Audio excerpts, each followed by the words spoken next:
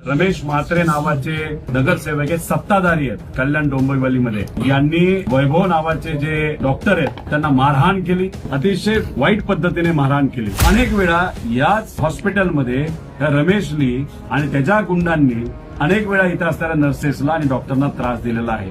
मला त्या रमेश म्हात्रेला सांगायचंय, इथे असणाऱ्या एका तरी डॉक्टरच्या नाहीतर नर्सेसच्या केसाला सुद्धा जर धक्का लागला तर रमेश म्हात्रेला तर परवडणारच नाही. तर रमेश म्हात्रे ज्या पक्षातून आहे त्यांना ते परवडणार नाही. त्याची धिंड काढा रस्त्यावरनं कपडे काढून अंडरवेअरवर आणि बनियनवर. कल्याण डोंबिवली महानगरपालिकेचं जे शासकीय रुग्णालय आहे शास्त्रीनगरचं, इथं आम्ही सर्वजण आलेलो आहोत. राऊतसाहेब माझ्या बरोबर आहेत, त्याचबरोबर मंगेश भाऊ जे प्रायव्हेट जी असोसिएशन आहे या भारतातली मेडिकल असोसिएशन त्याचे अध्यक्ष आहेत. सादिया मॅडम इथे आहेत, ज्या आपल्या महानगरपालिकेमध्ये अधिकारी म्हणून तिथं काम करतात. त्याच्यावर आमचे महेश तपासे भाऊ असतील, आमचे पाटील साहेब जे जिल्हा अध्यक्ष आणि सर्व मान्यवर इथं आलेले आहेत. पोलीस प्रशासनातले लोक आहेत, नर्स पदाधिकारी इथं आहेत, डॉक्टर पदाधिकारी आहेत आणि श्रुतीताई ज्यांना तुम्ही बघितलं असेल 2 दिवसापूर्वी त्यांना मारहाण झाली, एका महिला डॉक्टरांना मारहाण झाली आणि त्या खरं तर इथे असणाऱ्या स्टाफसाठी लढत होत्या. तरी सुद्धा रमेश म्हात्रे नावाचा जो इथला नगरसेवक आहे, सत्ताधारी आहे, त्यांनी त्या महिला डॉक्टरला सुद्धा मारहाण केली. वैभव नावाचा जो एक डॉक्टर आहे त्याला सुद्धा तुम्ही बघितलं असेल, हे 4 किलोचं पुस्तक आहे. या रजिस्टरली त्याच्या डोक्यामध्ये 5-6 वेळा मारहाण झाली आणि त्याचा आता स्कॅन करण्यासाठी म्हणजे डोक्याचा स्कॅन करण्यासाठी वेगळ्या हॉस्पिटलमध्ये नेण्यात आलेलं आहे. आता सगळ्यात महत्वाचा विषय काय आहे की 2 दिवसापूर्वी ही घटना घडली. बरेच लोक म्हणतात की याला डॉक्टर जबाबदार आहेत. अजिबात डॉक्टर जबाबदार नाही. जेव्हा एक महिला तिथं स्कॅन घेऊन आली होती, स्कॅन दुसऱ्या हॉस्पिटलचा होता, त्या स्कॅनमध्ये बघितल्यानंतर तिच्या पोटात जे बाळ होतं त्या बाळाच्या गळ्याभोवती नाळ होती. हे जे हॉस्पिटल आहे महानगरपालिकेचं, याच्यात लहान मुलांचा आयसीयू नाहीये. आता प्रोटोकॉल प्रमाणे जर वाटत असेल की बाळ जन्मल्यानंतर हे सी सेक्शन करू शकतात, पण प्रोटोकॉल असं सांगतो जर बाळाला त्रास झाला तर मग तिथं बाळाचा आयसीयू असणं महत्वाचं आहे. या शास्त्रीनगरच्या हॉस्पिटलमध्ये चांगलं आयसीयू असावं, बाळाचं आयसीयू असावं, यासाठी अनेक वेळा आंदोलन झालेलं आपण सगळ्यांनी बघितलेलं आहे. त्यामुळे प्रोटोकॉल पद्धतीने इथले अधिकारी डॉक्टर योग्य सल्ला दिला आणि सल्ला दिलाच दिला, पण हॉस्पिटल चूज करण्यामध्ये मदत केलं, तिथे ट्रीटमेंट करण्यासाठी मदत केली, ब्लड ग्रुप काय आहे, कुठं आपल्याला प्रोव्हिजन करता येईल ते यांनी सगळ्यांनी मदत केली. अँब्युलन्सचं नियोजन तिथं करण्यात आलं आणि पूर्णपणे मदत ही करण्यात आली होती. आणि ही करत असताना म्हात्रे नावाचे जे नगरसेवक आहे यांच्याशी सादिया मॅडम स्वतः तिथं बोलल्या होत्या. म्हणजे कुठल्या तरी व्हीआयपीचा हा मुद्दा होता म्हणून नाही, एका गरीब महिलेला न्याय मिळाला पाहिजे, बाळ जन्मल्यानंतर बाळाला कुठली अडचण होऊ नये या भूमिकेतून इथं असणारे नर्सेस आणि डॉक्टर योग्य अशी भूमिका परवा संध्याकाळी त्यांनी घेतली. हा विषय तिथल्या तिथं संपला. महिला ज्या माता आहेत त्या चांगल्या तब्येतीच्या आहेत, आता त्यांना कुठेही काही मेडिकल त्रास नाही. बाळ सुद्धा हे थोडंसं सुरुवातीला कमकुवत होतं कारण गळ्याला नाळ होती, पण आता जे कळालेलं आहे बाळ सुद्धा आता तंदुरुस्त आहे, त्या बाळाला काही अडचण नाही. मग अचानक हे जे रमेश म्हात्रे नावाचे गृहस्थ आहेत, नगरसेवक आहेत, सत्ताधारी आहेत कल्याण डोंबिवलीमध्ये, तर हे इथे आले. यांनी वैभव नावाचे जे इथं डॉक्टर आहेत त्यांना मारहाण केली. त्यांच्याबरोबर 4 ते 5 लोक हे तिथे आले होते. अतिशय वाईट पद्धतीने मारहाण केली. त्याला एका कोपऱ्यात ढकललं, त्याच्या मागे महिला नर्स होती, त्यांच्या अंगावर ते वैभव पडले, त्या नर्सला मोठ्या प्रमाणात लागलं आणि त्याच्याच बरोबर आमच्या ज्या डॉक्टर होत्या, महिला डॉक्टर, ज्या वरिष्ठांना फोन करण्याचा प्रयत्न करत होते कारण त्यांच्या समोर त्यांच्या नर्सेस आणि ह्यांना मारहाण होत होती. आणि तिथे असणारे जे म्हात्रे नावाचे नगरसेवक आहेत रमेश म्हात्रे, यांनी त्यांच्या हाताला मारलं, महिलेच्या हाताला. एकतर पुरुषांनी महिलेला हात लावलाच नाही पाहिजे, त्याला मारलं, फोन खाली पाडला. आणि ही जी दहशत आहे ना, ही एकाच दिवशी झाली असं नाही, अनेक वेळा याच हॉस्पिटलमध्ये त्या रमेशनी आणि त्याच्या गुंडांनी अनेक वेळा इथं असणाऱ्या नर्सेसला आणि डॉक्टरांना त्रास दिलेला आहे. आम्ही सर्वजण इथं आलेलो आहोत. आम्ही पूर्णपणे नर्सेसला आणि डॉक्टरांना त्या ठिकाणी पाठिंबा देतो. त्याच्याचबरोबर आम्ही जेव्हा इथे असणाऱ्या पोलीस प्रशासनाशी बोललो आणि विचारलं की कोणाला कोणाला आतापर्यंत तुम्ही पकडलेलं आहे. एक तर BNSS कायद्याच्या अंतर्गत कलम टाकता येतात जे टाकलेत, आणि दुसरा विषय होता तो म्हणजे 2010ला काँग्रेस राष्ट्रवादीचं सरकार होतं तेव्हा आपण एक ऍक्ट आणली होती डॉक्टरांसाठी आणि नर्सेससाठी, मेडिकेअर नावाची. त्या ऍक्टच्या अंतर्गत सुद्धा जे काही कलम टाकायला पाहिजे होते ते टाकले होते का आम्ही विचारलं तेव्हा नाही, पण आता पोलीस म्हणतायत की हो आम्ही टाकलेले आहेत, आम्ही त्यांच्यावर विश्वास ठेवतो. हे नॉन कॉग्निझेबल म्हणजे कॉग्निझेबल हा गुन्हा आहे, दखलपात्र हा गुन्हा आहे. लगेचच्या लगेच त्याला पकडून जेलमध्ये टाकण्याचं प्रोव्हिजन याच्यामध्ये आहे आणि नॉन बेलेबल आहे. पण बघा काल 3 लोकांना पकडलं असं आम्हाला कळालं, पण जो हिरो होता म्हणजे जो स्वतःला हिरो समजत होता आणि जो त्या ठिकाणी नाटक करत होता, गुंडागर्दी करत होता, तो रमेश म्हात्रे आज सकाळी मीडियासमोर सहजपणे बाईट आणि मीडिया कॉन्फरन्स घेतो आणि त्याला तसंच सोडलं जातं, त्याला अजूनपर्यंत पकडलं गेलेलं नाही. या गोष्टीचा आम्ही निषेध करतो.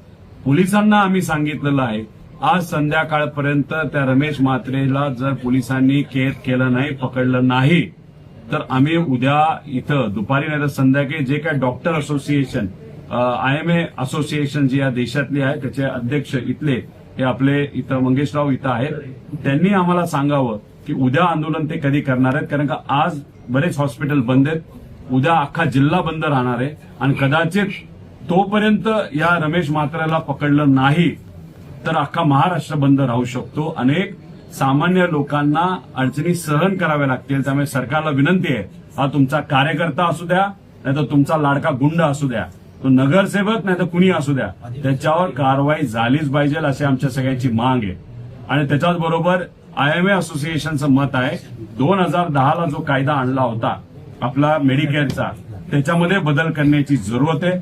अजून कडक बनवावा लागेल आणि पोलीस प्रशासनाला त्याच्यामध्ये असणाऱ्या कायद्यांचं खूप ज्ञान आहे असं नाही, त्यामुळे त्यांना सुद्धा त्या बाबतीतलं ज्ञान देणं, ट्रेनिंग देणं आणि उद्या जाऊन इथं असणाऱ्या नाहीतर या महाराष्ट्रातल्या असणाऱ्या डॉक्टरांवर, नर्सेसवर कुणी तिथं हल्ला नाहीतर वेगळं कृत्य करत असेल तर त्यांना प्रोटेक्शन देण्याची पूर्णपणे जबाबदारी ही सरकारची आहे. प्रायव्हेट मधल्या डॉक्टरांची सेफ्टी सुद्धा आणि आमच्या गव्हर्नमेंट हॉस्पिटलच्या डॉक्टरांची सेफ्टी सुद्धा. तुम्ही बघा यांच्यावर अन्याय झाला तरी या नर्सेस आणि डॉक्टरांनी OPD चालू ठेवलेलं आहे, पण त्यांचं विनंती एवढीच आहे की पूर्ण हॉस्पिटल जर चालू ठेवायचं असेल तर आम्हाला इथं पोलीस प्रशासनाने आश्वासित केलं पाहिजे की इथं आम्ही पोलीस 24 तास इथे ठेवू.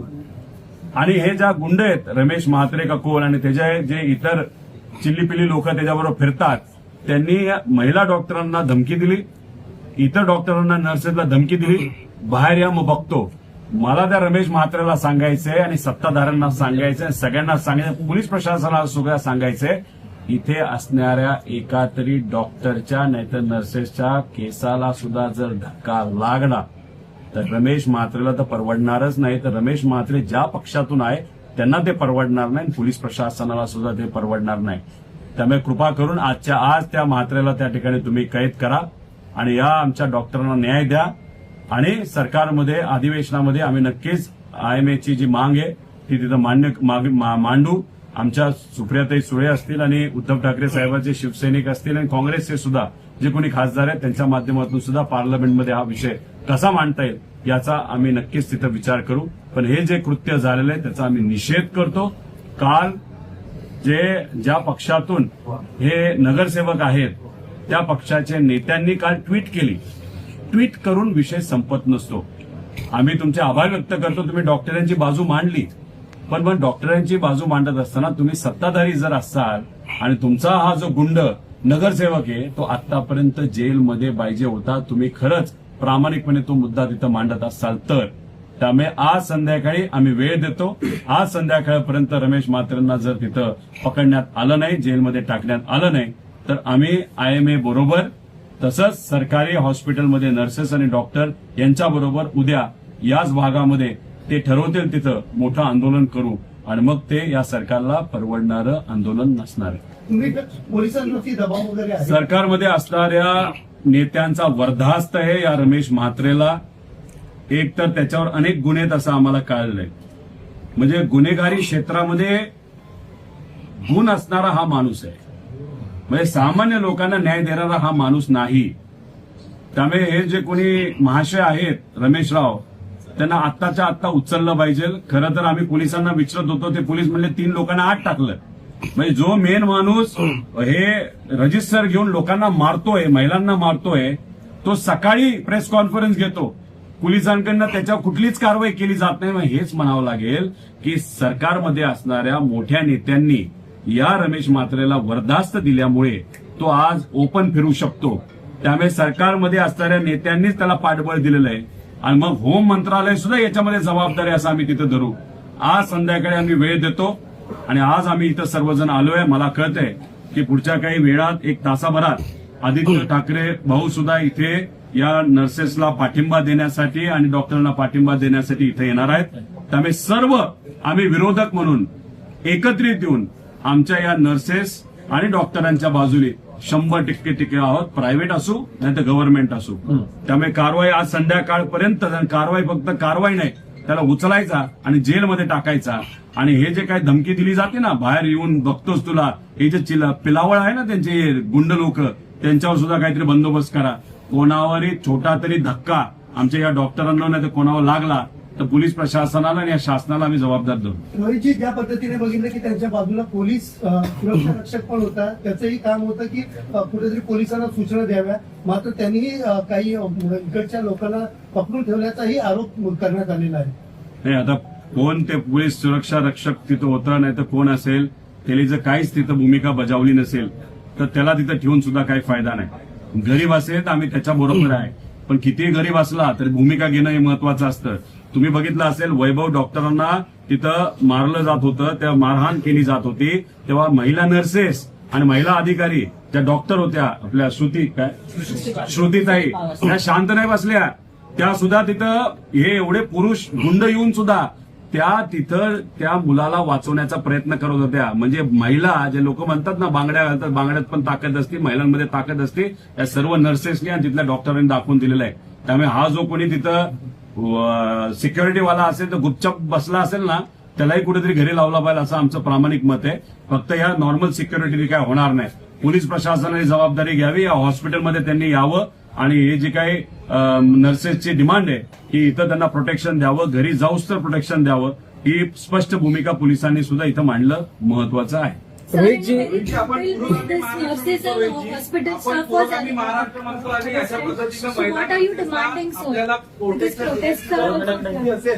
तर आपण कसं बघताय पुरोगामी महाराष्ट्राकडे आणि पोलिसांच्या भूमिकेकडे? एक नगरसेवक जर गुन्हा करतो त्याला 12 तास पकडायला लागत असेल, त्यापेक्षा वरचा आमदार असेल, खासदार असेल, यांना पकडायला वर्ष लागतील. जेव्हा लोकांनी दिलेलं मॅन्डेट काही पक्षांना मान्य नसेल, ठीक आहे, आम्ही विरोधात आहोत. आम्ही विरोधात असताना सुद्धा आमच्या पक्षातले काही आमदारांना 50-50 कोटी रुपये देऊन फोडले जातात, खासदारांना 100 कोटी देऊन फोडले जातात. तेव्हा सरकारमध्ये असणाऱ्या नेत्यांना असं वाटतं गरिबाची सेवा करून काही उपयोग नाही. आमदार एकदा निवडून आला, खासदार एकदा निवडून आला, त्याला तसाचा तसा उचलायचा आणि आपल्याकडे न्यायचा. मग उद्या नर्सेसवर अडचण येऊ, डॉक्टरवर अडचण येऊ, महिलांचे अत्याचार वाढू, युवांवर अत्याचार होऊ, नाही तर लोकलमध्ये बोक्साबोक्सी तिथं होऊ. या सरकारला त्या बाबतीत काही पडलेलं नाही. एवढं काय, काही दिवसांपूर्वी तुम्ही बघितलं असेल 11 वर्षाचा मुलगा झाड पडलं गाडीवर, बसवर, आणि दुर्दैव त्याचा मृत्यू तिथं झाला. आणि एक 60 वर्षाचा व्यक्ती त्या मॅनहोलमध्ये पडून मृत्युमुखी पडला. आणि मुंबईचे भाजपचे शहर अध्यक्ष या गरिबांबद्दल, सामान्य लोकांबद्दल, या लहान मुलं आणि या लोकांचा जो मृत्यू झाला त्याच्याबद्दल मजा करत होते, हसत होते. म्हणजे कुठं ना कुठंतरी गरिबाची चेष्टा हे सरकार तिथं करतं. त्यामुळे पुरोगामी महाराष्ट्रामध्ये ही जी कीड पैशाची आणि एक अहंकाराची लागली ती कुठेतरी मोडून काढावी लागेल. त्यामुळे मी खरं तर या सर्व नर्सेसचं, सर्व डॉक्टरांचं आभार व्यक्त करतो की एका डॉक्टरांना मारहाण तिथं झाली आणि तुम्ही सर्वजण, आणि गव्हर्नमेंट हॉस्पिटलमध्ये हे कांड झालं असताना सुद्धा प्रायव्हेट जे मेडिकल असोसिएशन आहे, इंडियन मेडिकल असोसिएशन, त्याचे अध्यक्ष आणि इतरही जिल्ह्यांचे अध्यक्ष सुद्धा या लोकांच्या पाठीमागे भक्कमपणे उभा राहतात. हे मानलं पाहिजे. ही एकजूट असेल तरच विजय होईल, नाहीतर अहंकार आणि हा जो काही तिथं रुबाब आहे गुंडांचा या महानगरपालिकेमध्ये आणि या महाराष्ट्र सरकारमध्ये, हा कुठं ना कुठंतरी मोडून काढण्याची ताकद कोणामध्ये असेल तर या सर्वांच्या एकजुटीमध्ये आहे, असं आमची भूमिका आहे. माझं तर मत आहे, पोलिसांना सांगतो आणि या सरकारलाही सांगतो, गाडीत जाऊन त्याला पकडण्यापेक्षा त्याची धिंड काढा रस्त्यावरनं कपडे काढून अंडरवेअरवर आणि बनियनवर. मग कुठेतरी एक संदेश जाईल अख्ख्या महाराष्ट्रामध्ये. जर नगरसेवक असला काय, नेता असला काय, गुंड असला काय, गरीबावर अन्याय झाला नाही तर सेवकांवर अन्याय झाला तर आम्ही अशाच पद्धतीने वागतो. एवढी आहे का हिंमत या सरकारमध्ये? तुमचा जवळचा माणूस असला, गुंड असला आणि तुमचे नोकरी कामं करणारा माणूस असला तरी शेवटी इथे असणाऱ्या सेवकांवर, रुग्णसेवकांवर जर तो अन्याय करत असेल आणि फोनवर शिवीगाळ करत असेल, महिलेला सुद्धा फार आई बहीण तिथं काढली जात असेल तर त्याला सत्कार करण्याच्या लायकीचा नाही, धिंड काढण्याच्या लायकीचा, असं आमच्या सगळ्यांची मागणी आहे. सर, आपण बघतोय की पारदर्शक सरकाराचं जे प्रतिनिधित्व करतात, महाराष्ट्राचे माजी उपमुख्यमंत्री अजितदादा पवार यांनाच आपल्या या महाराष्ट्रामध्ये न्याय मिळू शकत नसेल तर दुर्दैव असं गरीब लोक आता म्हणायला लागलेले, सामान्य मध्यमवर्गीय म्हणायला लागलेले आहेत, नाहीतर इतरही जे काही प्रशासकीय खालच्या लेवलवर वर्क करणारे जे काम करणारे अधिकारी आहेत ते म्हणायला लागले तर आम्हाला न्याय कधी मिळणार? हीच तर परिस्थिती झाली आहे. गुंडांना असं वाटलंय की नेत्याचा मृत्यू होऊन सुद्धा त्या बाबतीत काहीच होत नसेल तर सरकार खूप पॉवरफुल झालेलं आहे. आणि तुम्हाला माहित असेल की इलेक्शनच्या काळामध्ये या गुंडांनी प्रचार केल्यामुळे आणि गुंडांना तिकीट दिल्यामुळे एक संदेश दिलाय की हे सरकार गुंडांचे, सामान्य लोकांचं नाही. आणि मग अशी भूमिका सरकारकडनं असल्यामुळेच हे वातावरण गढूळ तिथं होत चाललेलं आहे. पुण्यामध्ये आणि इतरही ठिकाणी गुन्हेगारी इतक्या मोठ्या प्रमाणात वाढलेली आहे. त्यामुळे हे कुठे ना कुठे थांबवायचं असेल तर लोकांची एकजूट झाल्याशिवाय आणि विरोधकांची सुद्धा एकजूट झाल्याशिवाय याला पर्याय नाही. मुख्यमंत्री म्हणून घेणाऱ्या देवेंद्र फडणवीस या गृहमंत्र्यांना का चालवून घ्यावं लागतं या सगळ्या गोष्टी, विशेषतः कल्याण डोंबिवली मधल्या हे जे प्रकार आहे हे का चालवून? कारण मुख्यमंत्र्यांकडनं साधं ट्विट देखील आज आलं नाही सध्या आतापर्यंत तरी. कुठतरी एकनाथ शिंदे नाराज होतील म्हणून ते कारवाई करण्यासाठी तसं असेल असं नाही. मला असं वाटतं आता कुठलंच इलेक्शन नाही, त्यामुळे ह्या ज्या नर्सेस, डॉक्टर, त्यांना ज्यांनी मतदान केलं होतं 2029ला, आता इलेक्शन नाही, कशाला यांचं ट्विट करायचं, कशाला यांना पाठिंबा द्यायचं, कशाला त्या रमेश म्हात्रेला पकडायचं? 3 वर्ष आहेत, 3 वर्षानंतर आपण बघू आणि जर काय आकडा कमी पडला आमदारांचा विकत घेऊ, अशी भूमिका भाजपच्या प्रमुख नेत्यांची असावी. खरं तर माझी अपेक्षा होती इथे असणारे जे इतर मोठे नेते आहेत, म्हणजे मी समजू शकतो एकनाथ शिंदे साहेबांची तब्येत नरम आहे, अडचणीचे, ते लवकरात लवकर बरे व्हावे, त्यांच्याबद्दल मी बोलत नाही. पण बाकीच्या नेत्यांना यायला काय होतंय? आला का इथं कुठला तुमचा आरोग्यमंत्री, नाही तर कुठला राज्यमंत्री आला का इथं असणाऱ्या आमच्या नर्सेसचा पाठबळ देण्यासाठी, पाठिंबा देण्यासाठी? नाहीतर श्रीकांत शिंदे आले का इथं पाठबळ देण्यासाठी?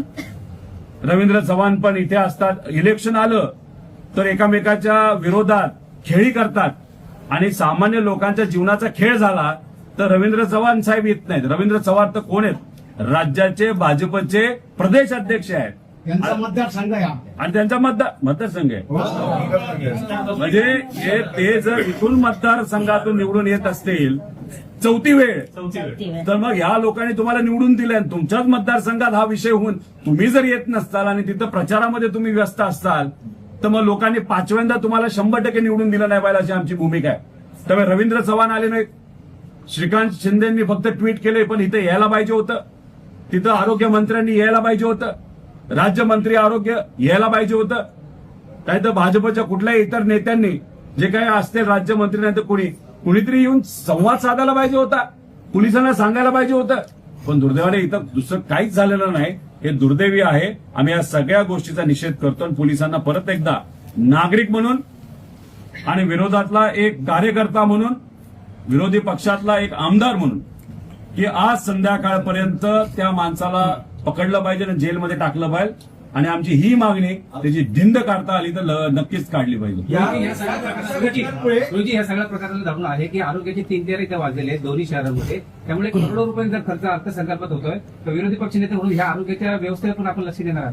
इन्फ्रास्ट्रक्चरवर खर्च फक्त पेपरवर होतोय, पैसे करप्शनच्या माध्यमातून काढले जात आहेत. आता तुम्ही जर बघितलं तर इथे असणाऱ्या लोकांची मागणी अनेक वर्षांपासून आहे, इथं आयसीयू झालं पाहिजे, लहान मुलांचं सुद्धा आयसीयू झालं पाहिजे अशी मागणी आहे. झालं का? नाही झालं. हा जो करप्शनचा पैसा आहे तो आमदार आणि खासदार विकत घेण्यासाठी वापरला जातो. यालाच तर आमचा विरोध आहे. इन्फ्रास्ट्रक्चरच्या नावावर जे आज राजकारण दुर्दैवाने त्या ठिकाणी चाललंय ते इन्फ्रास्ट्रक्चर नसून दुर्दैवाने सामान्य लोकांचा पैसा जो ट्रेजरीमध्ये आज जो जातोय त्याचा खऱ्या अर्थाने चिखल झालाय असं आपलं त्या ठिकाणी म्हणावं.